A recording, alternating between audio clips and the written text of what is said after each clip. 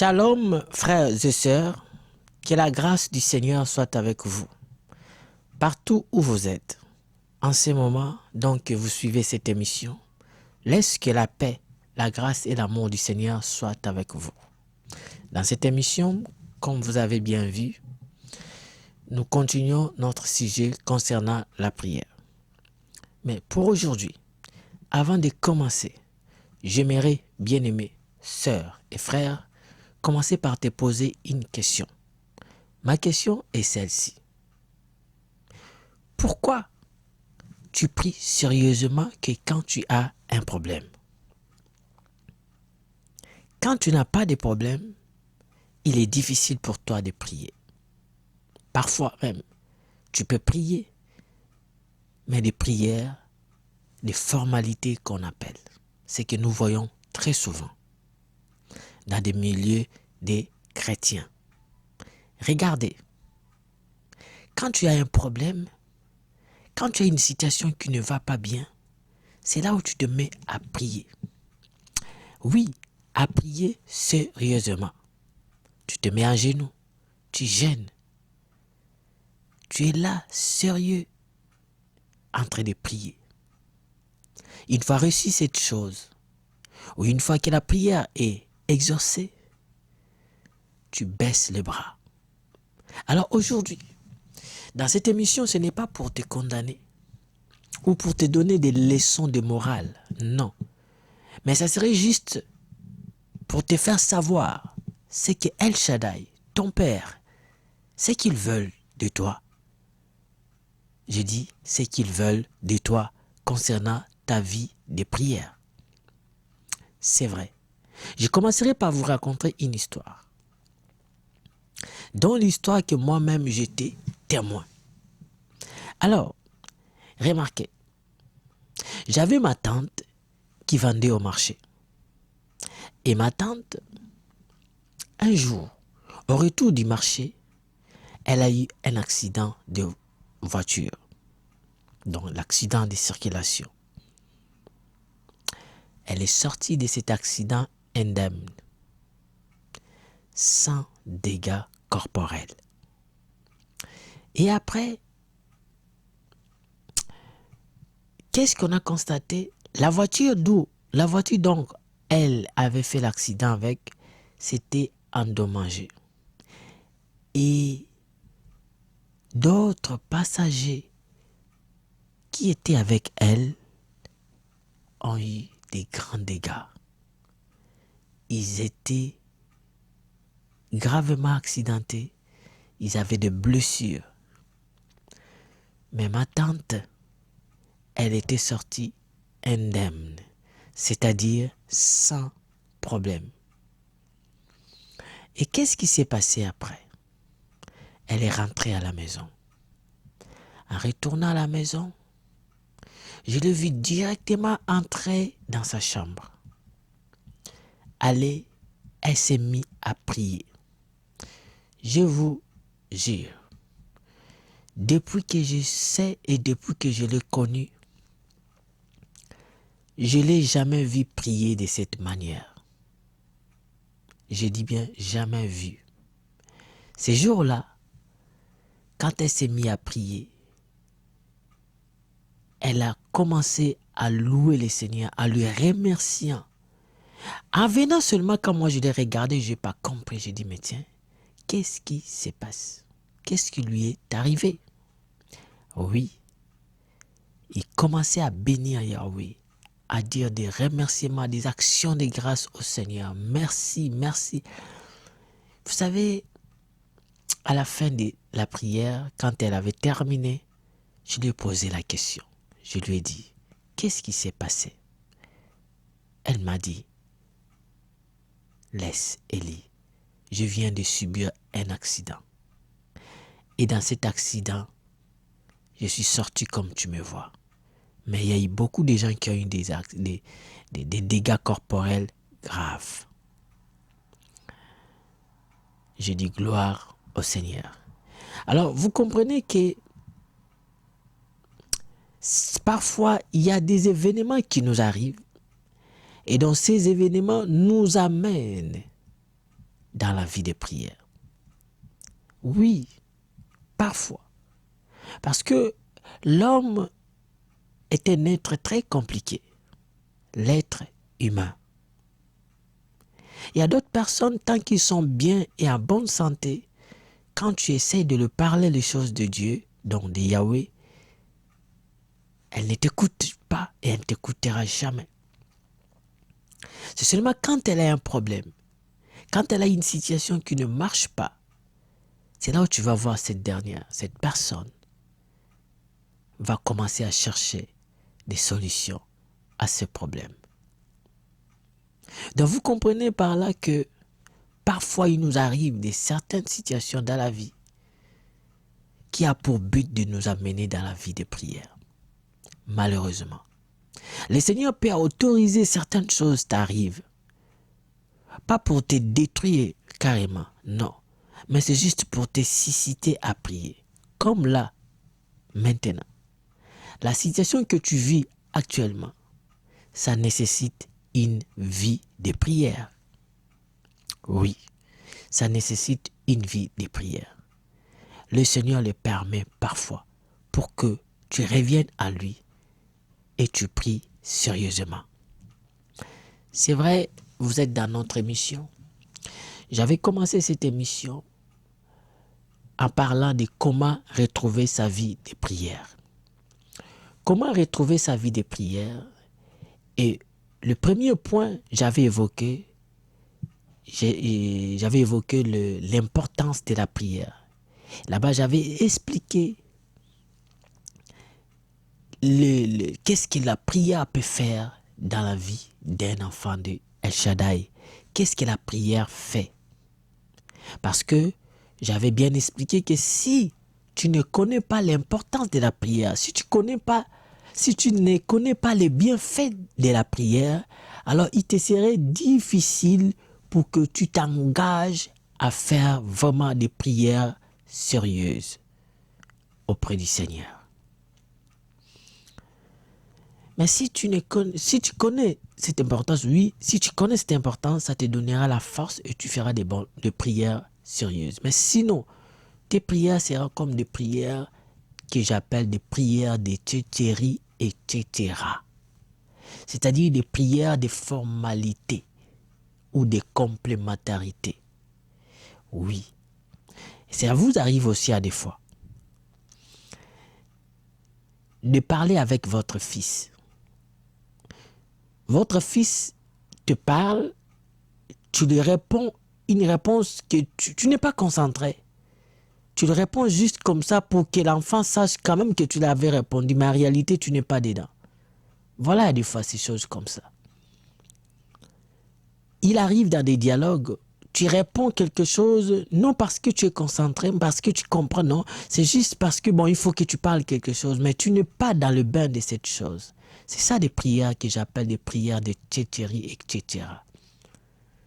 C'est-à-dire des prières de complémentarité. Tu le fais juste parce que, tu es habitué à prier chaque jour avant de dormir. C'est bien. Mais ne le fais pas parce que c'est une habitude. Fais-le parce que tu parles au Seigneur. Fais-le parce que tu parles au Seigneur. C'est vrai. Il arrive à des fois de faire certaines prières parce qu'on est fatigué. Je vous évoquerai beaucoup de choses ici. Mais attention, quand on connaît l'importance de la prière, cela nous donnera la force. Quand on sait ce que la prière fait, ça nous donne beaucoup de motivation. Bien-aimés dans le Seigneur, donc j'avais expliqué dans l'émission passée, j'ai fait des émissions pour parler de l'importance de la prière. Le grand sujet, c'était comment retrouver sa vie de prière, première partie et deuxième partie. Et là, aujourd'hui, je suis dans le deuxième point. Cette émission, c'est une troisième émission concernant la prière, dont dans le deuxième point, je parle de quand est-ce qu'il faut prier. Souvenez-vous bien, je vous ai promis que je vous parlerai de la suite des choses. Quand est-ce qu'il faut prier en tant qu'enfant d'El Shaddai? Tu me diras, à tout moment, c'est bien. Je ne suis pas contre. Cependant, dans cette émission, Je vais t'énumérer quelques points pour toi en tant qu'enfant d'El Shaddai, de savoir quand est-ce qu'il faut prier. Je l'ai énuméré au nombre de 30. Oui, des 30 moments qu'on peut prier. Remarquez dans cette émission, je ne parlerai pas de tous les 30 points, mais au moins, je vous donnerai une partie. Et le reste, je continuerai dans l'émission prochaine. Dans notre émission prochaine, nous continuerons sur les 30 points que j'ai évoqués qu'on peut prier. Alors, sans plus tarder, je vous donne les premiers points. Quand est-ce qu'il faut prier? Premièrement, avant de vous donner ce point, j'aimerais d'abord lire avec vous une écriture. Cette écriture, c'est dans les livres de Hébreux. Hébreux chapitre 11, au verset 3. Suivez-moi attentivement, s'il vous plaît. Hébreux chapitre 11, verset 3. Il est écrit: c'est par la foi que nous reconnaissons que le monde a été formé par la parole d'Élohim, en sorte que ce qu'on voit n'a pas été fait des choses visibles. Gloire au Seigneur. Écoutez, cette écriture dans les livres des Hébreux est très capitale pour toi qui veux s'engager dans la prière. Je vais te révéler certaines choses aujourd'hui. Il m'est obligé de te rappeler ces choses. C'est vrai, il est dit, c'est par la foi. Or, la foi, c'est de croire. La foi, c'est d'accepter, de croire quelque chose ou à quelque chose que tu ne vois pas. Mais tu l'acceptes, tu le crois. C'est vrai, on nous donnera la définition qui est dans le verset 1, que or la foi est une ferme assurance des choses qu'on espère. C'est-à-dire qu'on n'a pas encore vu, mais qu'on espère. Ok? Et une démonstration de celles qu'on ne voit pas. C'est un peu ça qui nous a défini la foi. Remarquez ici, notre problème, ce n'est pas vraiment la foi, mais pourtant, oui, tu vas voir que dans la prière, il faut avoir la foi. Alors, remarquez, il dit, c'est par la foi que nous reconnaissons. Que tu reconnais, que je reconnais. C'est par la foi que je reconnais. Qu'est-ce que je reconnais? Je reconnais que le monde a été formé par la parole d'El Shaddai, la parole d'Élohim. Donc, vous allez voir dans votre Bible, c'est écrit dans la parole de Dieu. Donc, c'est par la foi que nous reconnaissons que le monde que nous voyons, le monde physique et invisible, ont été créés par la parole de Yahweh. Mais le point qui est plus important pour nous dans notre enseignement, c'est quoi? Le point B, il dit, en sorte que ce qu'on voit n'a pas été fait des choses visibles. C'est-à-dire, le monde là, quand a été créé, ça a été créé par la parole. Or, la parole, elle est invisible.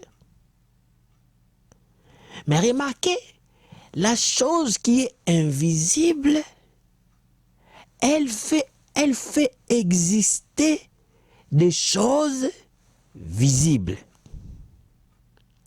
Remarquez très bien. Donc,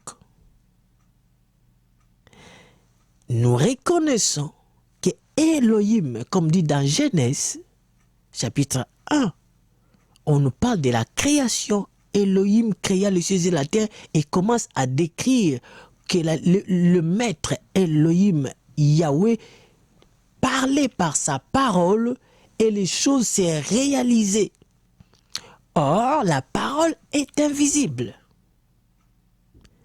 Et remarquez, frères, il nous fait savoir que si aujourd'hui nous voyons la terre est physique. Mais la terre a été créée par ce qui est invisible, ce qui est non matériel. Vous comprenez? Alors, la prière aussi, bien-aimé, est la même chose. Les choses que tu cherches dans ton physique, dans ta vie de tous les jours, tu l'obtiendras par la prière qui est invisible. Car de l'invisible, on fait sortir des choses visibles. C'est-à-dire, quand toi tu te mets à prier, sache que tes paroles que tu prononces, que tu parles dans tes prières, que ce soit à haute voix ou en silence, puisque tu l'adresses au Créateur, sache que ça a un effet très très puissant dans ta vie et dans la vie physique. N'oublie pas, bien-aimé, que le Seigneur Adonai Elohim avait dit aux enfants d'Israël: je vous traiterai selon ce que vous avez prononcé. Ce qui fait que nos paroles, ce qui sort de nos bouches est très puissant et très capital. C'est-à-dire, ça nous forme, c'est-à-dire, ça nous donne une forme quelconque. Voilà pourquoi le Seigneur nous recommande qu'on ne trouve pas dans nos bouches de mauvaises paroles. Non, que nos paroles soient assaisonnées de bonnes paroles. Parce que ces paroles-là, ça forme une chose dans nos vies. Ça veut dire que ça prend la chair et ça réalise dans nos vies. Remarquez les sorciers quand ils font leur incantation ou leurs choses mystiques. Les entités spirituelles, quand ils détruisent les gens, qu'est-ce qu'ils font? Ils prononcent des paroles. Et ces paroles arrivent à terrasser et à atteindre des vies des gens. Malheureusement, c'était qui est par la parole. Donc, toi aussi, nous les enfants du Seigneur, Yahweh nous a donné le pouvoir par la parole. Quand nous parlons, et les choses se réalisent. Alors ici, nous sommes dans le sens de la prière. Quand nous parlons au Seigneur, et les Seigneurs agissent. Alors, quand est-ce qu'il faut le faire? C'était ça la raison de notre émission. Et donc, j'ai dit, il y a j'ai énuméré au moins 30 points. Il peut y avoir plus, mais moi, je vous ai énuméré 30 points. Et dans ces 30 points, c'est ce que je vais vous citer ici. Ces 30 points, mets-les en pratique, prie, et tu verras le résultat. Et ta vie de prière changera sûrement et certainement. Remarquez, quand est-ce qu'il faut prier? Prie quand tu as un fardeau ou tu n'en as pas. Oui. Quand tu as un fardeau, quand tu te sens que tu as quelque chose qui pèse sur toi, va prier. Oui. Vous allez voir, je vous demande ou je vous demanderai de vous abonner dans notre chaîne. La chaîne donc que vous regardez l'émission en ce moment, soit l'évangile des apôtres de Yahushua ou soit la réparation des familles TV. Abonnez-vous à nos chaînes et vous allez suivre toutes nos séries des émissions et ça va plus encore nous encourager de venir chaque fois. Ça va m'encourager de vous mettre en ligne plusieurs vidéos et plusieurs enseignements que je reçois de la part du Seigneur. En tout cas, si tu veux soutenir les choses du Seigneur, abonne-toi dans ma chaîne et partage mes enseignements, partage toutes ces prédications, tous ces enseignements et le Seigneur te bénira. Si d'autres personnes reçoivent ces messages et que leur vie de prière aussi se transforme, sache que le Seigneur ne t'oubliera pas, toi aussi qui l'avais publié. Merci. Alors donc je disais, prie quand tu as un fardeau. C'est-à-dire quand tu as un fardeau ou quand tu n'en as pas. C'est vrai. Tu diras, je n'en ai pas les fardeaux, donc je ne prie pas. Non, quand tu en as ou quand tu n'en as pas. Alors, si nous prenons nos Bibles dans les livres de Psaume chapitre 38, verset 5, nous verrons là-bas quelque chose. David nous fait savoir que le fardeau est un synonyme de péché. Je vais prendre avec vous rapide 38, verset 5. David dit, car, bon, verset 5, mais dans d'autres chapitres, dans d'autres Bibles, dans d'autres traditions, vous pouvez voir ça au verset peut-être 4, en tout cas 4 ou 5. Il dit, car mes iniquités s'élèvent au-dessus de ma tête, comme un lourd fardeau. Elles sont trop pesantes pour moi. Alors vous comprenez ici, David dans sa prière de psaume ici, il se présente auprès du Seigneur avec ce fardeau. Et lui, il l'explique comme des iniquités. Il dit, ces iniquités sont pesantes, lourds comme des fardeaux. Et c'est cela va nous amener à comprendre que quand nous nous sentons dans le péché, dans l'iniquité, soit aussi un bon moment pour nous de prier. C'est-à-dire quand tu te sens dans la culpabilité, que tu as commis une erreur, un péché, une bêtise, ou tu vis une iniquité quelconque, alors c'est le moment d'aller prier. Va avec ces fardeaux auprès du Seigneur. Donne-lui ces fardeaux et lui s'en chargera de toi. Amen. Il s'en chargera de toi. Dans Matthieu chapitre 11 verset 30, le Seigneur Yeshua nous dit quoi là-bas? Il nous demande d'amener nos fardeaux auprès de lui. Est-ce que vous comprenez? Il nous demande, écoutez, nous avons quelqu'un qui nous dit, amène tes fardeaux à moi. Viens avec ça, donne-le-moi. Toi, tu dis, non, Seigneur, je préfère moi-même continuer avec mes fardeaux. Je préfère moi-même suivre. Non. On t'a déjà dit, amène tes fardeaux auprès de lui. C'est gratuit. Voilà ce que je suis venu te révéler. Amène-le. Qu'est-ce que tu as comme fardeau? Le péché? Amène-le auprès du Seigneur. Quoi? Tu vis l'iniquité, le mal. Tu fais le mal dans la société, le mal dans la vie de tes enfants. Ça te dépasse. Ou tu constates cela en toi. Amène-le auprès du Seigneur. Amène-le. Qu'est-ce que tu as comme fardeau?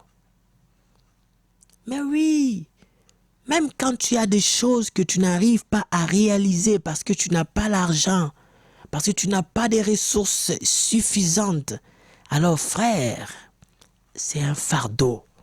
Amène-le aussi auprès du Seigneur. Amène-le. Dans l'église, quelque chose ne va pas. Tu sens que tu as quelque chose qui ne marche pas comme fardeau. Amène-le auprès du Seigneur. Alors tu me diras, comment je vais l'amener? Mais c'est ça la prière. C'est par la prière que tu vas amener ces choses. C'est par la prière. Parle-le dans la prière. Il a dit dans Matthieu chapitre 11 verset 30. Yeshua a dit ceci. Car d'abord au verset 28, je vais lire au verset 28 jusqu'au verset 30. Il dit, venez à moi, vous tous qui êtes fatigués et chargés, et je vous donnerai du repos. Verset 29, prenez mon joug sur vous et recevez mes instructions, car je suis doux et humble de cœur, et vous trouverez du repos pour vos âmes. Verset 30. C'est là notre verset. Car mon joug est doux et mon fardeau léger. Alors, vous voyez en haut, il nous demande de lui donner, de venir à lui tout ce qui est chargé et fatigué. Ça fait très longtemps que tu portes ces charges toi-même. Mais aujourd'hui, je te dis, le Seigneur t'a dit par la prière, viens lui donner tes charges, viens lui donner tes fardeaux et il s'en chargera. C'est le moment de prier. Amen. Gloire au Seigneur. D'autres choses, tu vas prier quand tu as été encouragé ou loué ou peut-être blâmé. C'est vrai.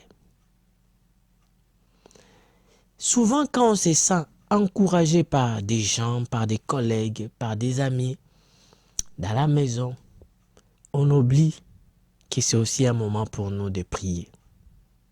Mais oui, c'est aussi un moment pour nous de prier. Prie quand tu te sens encouragé, frère. Tu as fait une bonne chose que tout le monde a appréciée.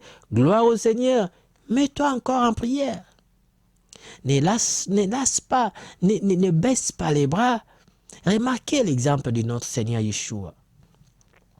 À chaque fois, lui, quand c'était la journée, il faisait tellement de miracles, tellement de grandes choses, de bonnes choses, et il était loué. Ah mais oui, le maître était loué. Lisez les Écritures, vous verrez quelque part, la Bible dit les gens sont venus pour lui saluer. Salut.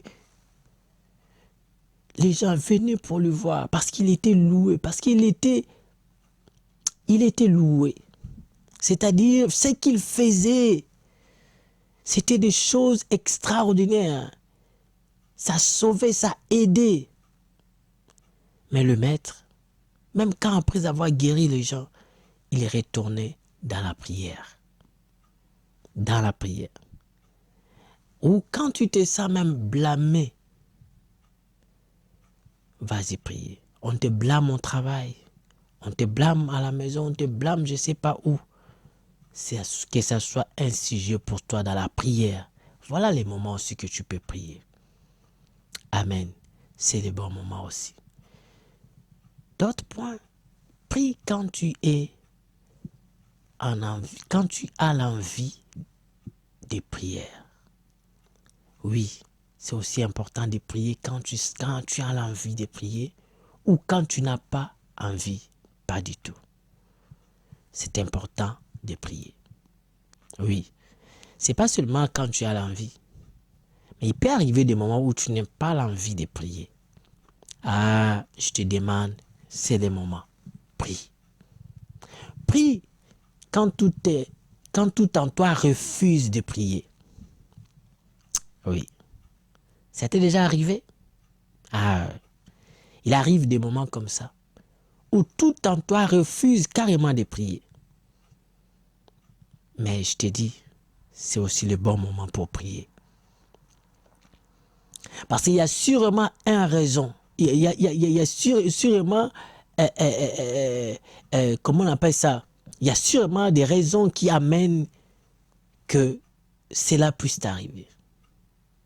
Il y a sûrement une raison qui amène que tu sois dans cet état où tout en toi refuse de prier.